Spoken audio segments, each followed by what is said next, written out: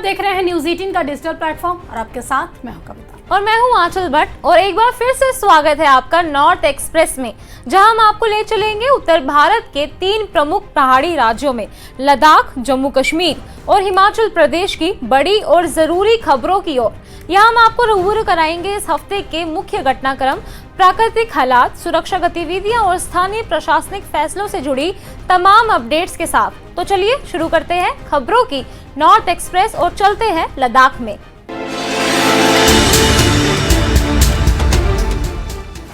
इस समय लद्दाख में टूरिज्म धीमा चल रहा है, जिससे स्थानीय व्यापारियों की चिंता जो है वो बढ़ गई है। हालांकि अप्रैल की शुरुआत जो है वो अच्छी रही। 2024 के मुकाबले 80% ज्यादा पर्यटक पहुंचे। अप्रैल 2025 में 25,000 से ज्यादा लोग आए, जबकि पिछले साल 14,000 पहुंचे थे। मई में पर्यटकों की संख्या जो है वो लगभग बराबर रही, लेकिन जून में भारी गिरावट देखी गई। जून 2024 में 1.5 लाख के आसपास पर्यटक आए थे, जबकि 2025 में अब तक सिर्फ 62,000 ही आए हैं। सुरक्षा चिंताओं और कम प्रचार को इसकी वजह माना जा रहा है, लेकिन आने वाले महीनों में इसका जो उम्मीद है वो ज्यादा उम्मीद लगाई जा रही है। इस गिरावट के पीछे सुरक्षा चिंताएं, अंतर्राष्ट्रीय हालात और अपर्याप्त प्रचार मुख्य कारण बताए जा रहे हैं। ऑल लद्दाख ट्रेड अलायंस के अध्यक्ष पीटी कुंजांग ने बताया कि पहलगाम आतंकी हमले, सीमा पर तनाव और ऑपरेशन सिंदूर जैसी घटनाओं ने पर्यटन पर नकारात्मक असर डाला। हालांकि वर्तमान में पर्यटकों की संख्या ठीक है और जुलाई-अगस्त में स्थिति के और बेहतर होने की भी उम्मीद है, खासकर विदेशी पर्यटकों के आगमन के साथ। लद्दाख एक बार फिर ऐतिहासिक और आध्यात्मिक क्षण का साक्षी बनने जा रहा है। तिब्बत धर्मगुरु परम पावन दलाई लामा इस साल 12 जुलाई को लद्दाख की यात्रा पर आ रहे हैं। यहाँ 2 वर्ष में उनकी पहली यात्रा लद्दाख में होगी और वो यहाँ करीब 45 दिनों तक ठहरेंगे। लेह पहुंचने के बाद वो क्षेत्र की ऊंचाई और वातावरण के अनुकूल होने के लिए कुछ दिन विश्राम करेंगे।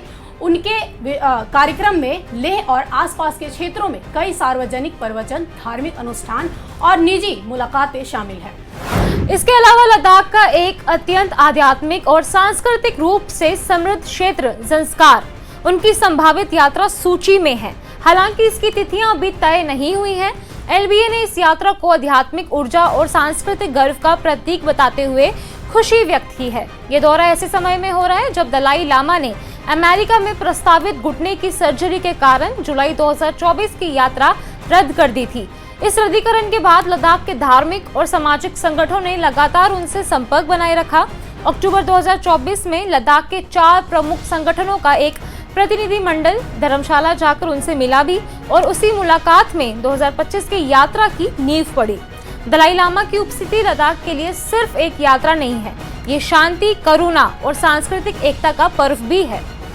तो चलिए अब आपको लेके चलते हैं सिटी ऑफ टेम्पल यानी कि जम्मू और पहाड़ों की रानी कश्मीर की ओर, जहाँ हर वादी एक कहानी कहती है, हर झील एक दर्पण जो स्वर्ग की तस्वीर दिखाता है। यहाँ की वादियाँ जैसे प्रकृति की गोद में बसी हो और मंदिरों की घंटियाँ जैसे हर कोने को पवित्र बना देती हो। हर साल लाखों श्रद्धालु जम्मू कश्मीर की बर्फीली वादियों में स्थित अमरनाथ गुफा में बाबा बर्फानी के दर्शन करने के लिए आते हैं। इसी के साथ अमरनाथ यात्रा 3 जुलाई से शुरू हो रही है। प्रशासन सुरक्षित यात्रा के लिए पूरे इंतजाम कर रहा है। अगर आप भी यात्रा पर जाने की योजना बना रहे हैं तो आपके मन में सवाल होगा कि यात्रा पर कैसे जाएं और कहां ठहरे। इसलिए हम आपको अमरनाथ यात्रा के लिए पूरा गाइड करेंगे। वैसे तो हर साल अमरनाथ यात्रा 2 महीने की होती है, लेकिन इस बार यात्रा 38 दिनों की ही रखी गई है। तो कैसे करें रजिस्ट्रेशन, ये भी हम आपको बताते हैं। अमरनाथ यात्रा वैसे तो जुलाई के महीने में शुरू हो जाती है, लेकिन इसकी प्रक्रिया अप्रैल से शुरू की जाती है। इस यात्रा के लिए तीर्थयात्रियों को पहले से ही रजिस्ट्रेशन करवाना जरूरी होता है। इसके लिए मेडिकली जो है वो फिट होना जरूरी होता है। आपको अपना मेडिकल सर्टिफिकेट देना होता है। फॉर्म भरने के बाद आपको अपना सर्टिफिकेट वेबसाइट पर अपलोड करना होता है, जिसके बाद आपकी रजिस्ट्रेशन प्रक्रिया पूरी हो जाती है। रजिस्ट्रेशन अमरनाथ श्राइन बोर्ड की आधिकारिक वेबसाइट पर या फिर नामित बैंकों जैसे SBI, PNB आदि के जरिए कराया जा सकता है। अमरनाथ यात्रा पर कैसे जाए और कहां ठहरे, जरा ये भी सुन लीजिए। अमरनाथ यात्रा बालटाल और पहलगाम दोनों रूट से की जाती है। अगर आप ट्रेन से जाना चाहते हैं तो देश के लगभग सभी शहरों से जम्मू के लिए ट्रेनें चलती है। जम्मू से आप यात्रा पर्ची बनवाकर बस से बालटाल या पहलगाम जा सकते हैं। बस का किराया 700 रुपए से शुरू होता है। बालटाल से अमरनाथ गुफा करीब 14 किलोमीटर दूर है और यहाँ से एंट्री 2 मील गेट से होती है। वहीं पहलगाम की गुफा की दूरी करीब 32 किलोमीटर है, जहाँ एंट्री चंदनवाड़ी से होती है।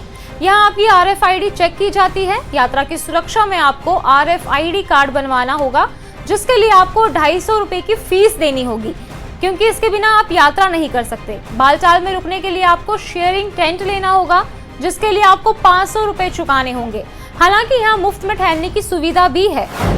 जम्मू कश्मीर के उधमपुर जिले के बसंतगढ़ इलाके में सुरक्षा बलों का संयुक्त ऑपरेशन जारी है। भारतीय सेना और जम्मू कश्मीर पुलिस की संयुक्त कार्रवाई में जैश के कमांडर को मार गिराया गया था, जिसे पिछले 1 साल से ट्रैक किया गया था। इलाके में चारों ओर घेराबंदी तलाशी तेज कर दी गई है। हालांकि अब तक किसी ताजा फायरिंग की सूचना नहीं मिली, लेकिन सुरक्षा एजेंसियां किसी भी संभावित खतरे को लेकर सतर्क है। अमरनाथ यात्रा 1 हफ्ते में शुरू हो जाएगी। ऐसे में इस ऑपरेशन को और भी ज्यादा अहम माना जा रहा है। पूरे इलाके में हाई अलर्ट है और स्थानीय लोगों को संदिग्ध गतिविधियों की सूचना देने के लिए अपील की गई है। बाकी आतंकियों की तलाश अभी भी जारी है और सुरक्षा बलों की निगरानी लगातार बनी हुई है। अधिकारियों ने बताया कि हर मूवमेंट पर उनकी नजर है, ताकि किसी भी घुसपैठ या आतंकी साजिश को रोका जा सके। तो चलिए अब चलते हैं हिमाचल में, जहाँ इस हफ्ते कुदरत ने अपना रौद्र रूप दिखाया है।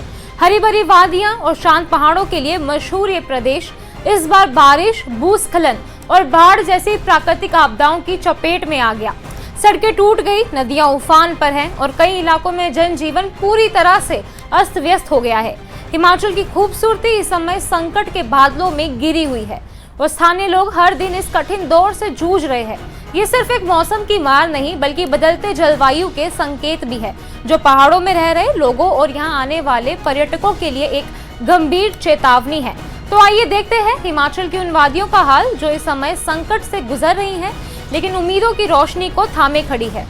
हिमाचल प्रदेश में लगातार हो रही मूसलाधार बारिश ने एक बार फिर से तबाही मचा दी है। कुल्लू जिले की सेंज घाटी में भारी बारिश के चलते नाले और खड्डों का जल स्तर अचानक खतरा स्तर पर पहुंच गया है, जिससे कई ग्रामीणों इलाकों में बाढ़ जैसी स्थिति बन गई है। इसी बीच बहाली गांव के 3 निवासी अचानक तेज बहाव की चपेट में आ गए और लापता हो गए। राहत और बचाव कार्य लगातार जारी है और कल 3 में से 1 महिला जो है वो जिनका नाम मूर्ति देवी है, उनका शव बरामद किया गया है। NDRF की टीम और पुलिस प्रशासन जो है मौके पर तैनात है और बाकी 2 लापता लोगों की तलाश अभी भी जारी है। धर्मशाला के पास मनूनी खड्ड में भारी बारिश के कारण आई बाढ़ ने भीषण तबाही मचाई है।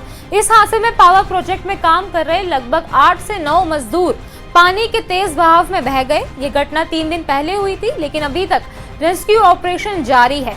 आज तीसरे दिन NDRF की टीम ने एक और मजदूर का शव बरामद किया। कांगड़ा के उपायुक्त हेमराज बैरवा ने जानकारी दी कि लगातार खराब मौसम और बारिश के चलते राहत और बचाव कार्यों में भारी दिक्कतें आ रही है। पुलिस, NDRF और SDRF की टीमें दिन रात मौके पर जुटी हुई है, लेकिन पानी का तेज बहाव और दुर्गम इलाका अभियान में बाधा बन रहा है। बताया जा रहा है कि मजदूर उस समय काम पर थे जब अचानक बारिश तेज हो गई और पानी का स्तर तेजी से बढ़ गया। प्रशासन ने आसपास के क्षेत्रों में अलर्ट जारी कर दिया है और लोगों से नदियों और खड्डों के पास न जाने की अपील भी की है। राहत कार्यों के साथ साथ लापता मजदूरों की तलाश भी युद्ध स्तर पर जारी है। तो चलिए अब हम आपसे विदा लेते हैं और फिर मिलेंगे अगले रविवार को। तब तक के लिए देखते रहें न्यूज़ 18 का डिजिटल प्लेटफॉर्म और आपके साथ मैं हूं कविता और मैं हूं आंचल भट्ट। नमस्कार।